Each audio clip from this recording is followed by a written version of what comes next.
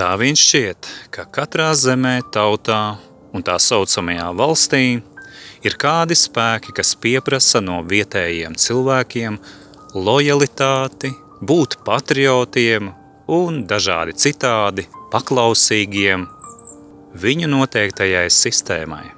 Es padalīšos savās pārdomās šajā reizē par patriotismu. Patriotisms ir sektantiska mūsdienu paverdzināto interpretācija par savu ticību valstī. Atbilstoši tam, kā un kam tu tici, tas veido tavu uzvedību un attieksmi. Vergi, neapzinādamies, ļauj varām parazitēt uz savas dzīves rēķina, ļauj varām līst savā maciņā, pārdalīt naudu pēc kakla kungu ieskatiem.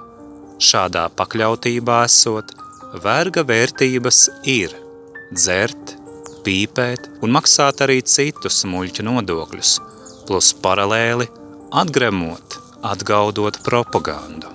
Verga vērtības ir postīt savu un citu ģimeņu dzīvi. Mazliet mana pieredze. Es neticu un neusticos nekādā veidā nevienai varai valstī, līdz ar to man nav un nebūs nekādas lojalitātes, nekāda patriotisma un nekādu valsts piederīgā pēdiņās verga attiecības ar valsti.